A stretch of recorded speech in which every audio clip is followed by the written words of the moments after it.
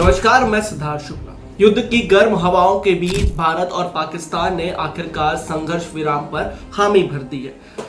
कागज पर तो शांति है, लेकिन पाकिस्तान अपनी पुरानी आदत से मजबूर है। समझौते के कुछ घंटों बाद ही उसने फायरिंग शुरू कर दी, पर इस बार भारत ने भी जोरदार जवाब दिया, जिसके बाद फिलहाल सीमा पर ठहराव है।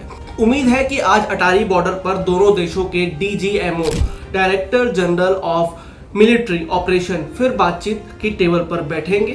हालांकि किसी और विषय पर बात नहीं होगी, सिर्फ संघर्ष विराम पर ही बात होगी। वैसे ऐसे आखिरी गंभीर बातचीत 2013 में हुई थी, जब पाकिस्तान बार बार सीज फायर का उल्लंघन कर रहा था। तब भी भारत ने दबदबा बनाया था और अब भी वही कहानी दोहराई जा रही है। हालांकि इस बार का बैकग्राउंड साउंड थोड़ा ज्यादा है। कुछ दिनों के गहन सैन्य अभियानों में पाकिस्तान के ड्रोन और मिसाइल सिस्टम को भारत ने बुरी तरह तबाह कर दिया। जहां भारत की मिसाइलें अपने टारगेट को सटीक तरीके से ध्वस्त कर रही थी, वहीं पाकिस्तान के एयरबेस खामोश होते जा रहे थे।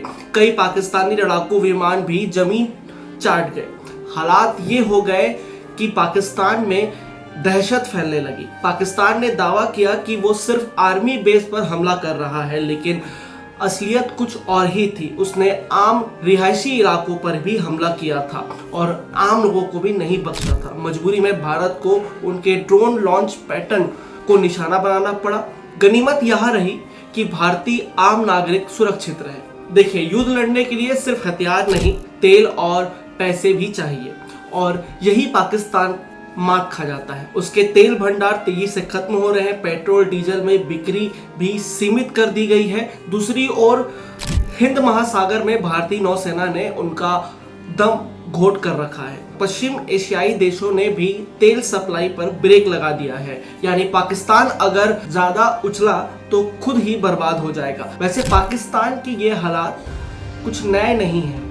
आर्थिक तौर पर डूबा हुआ यह देश ऊपर से जिद्दी सोच वाला जनरल असीम मुनीर के 2 राष्ट्र सिद्धांत वाला बयान दिखाता है कि पाकिस्तान अपनी पुरानी गलतफहमियों से आज भी बाहर नहीं निकल पाया है।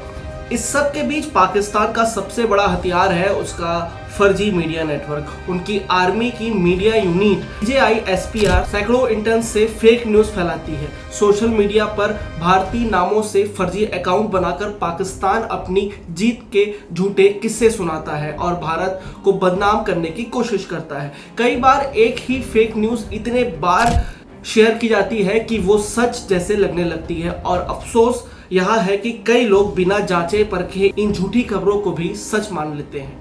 खास बात यह है कि इस बार सिर्फ पाकिस्तान हैंडल ही नहीं, बल्कि कई चीनी ट्वीट्स अकाउंट भी पाकिस्तान का समर्थन कर रहे हैं। चीन के सरकार मीडिया जैसे ग्लोबल टाइम्स भी इस प्रोपेगेंडा में कूद पड़ा है। उनकी कोशिश है कि अपने फेल हो चुके हथियारों की नाकामी को छुपाया जाए, जैसे कि HQ-9P और HQ-16 एयर डिफेंस सिस्टम। असल में पाकिस्तान में चीनी एयर डिफेंस कुछ भी नहीं कर पाया। भारत की मिसाइलें और ड्रोन आराम से पाकिस्तानी जमीन पर अपने मिशन पूरे करते रहे और चीनी सिस्टम बस देखता रहा। वही भारत की अपनी एयर डिफेंस और S-400 ने पाकिस्तान के मिसाइल और ड्रोन को हवा में ही ढेर कर दिया। यही नहीं, भारत ने पाकिस्तान के खिलाफ एक और रणनीतिक हमला किया। ग्लोबल लेवल पर उसे आतंकवाद के सपोर्टर्स के तौर पर एक्सपोज कर दिया, और साथ ही भारत ने पाकिस्तान से ट्रेड भी बंद कर दिया। नतीजा, पाकिस्तान में दवाइयां महंगी हो गई क्योंकि भारत में सस्ते API की सप्लाई बंद हो गई। पानी की बात करें तो भारत ने भी संकेत दे दिया है कि सिंधु जल संधि के तहत किसी भी रियायत की उम्मीद ना रखे पाकिस्तान। विश्व बैंक ने भी मामले में टांग अड़ाने से मना कर दिया है।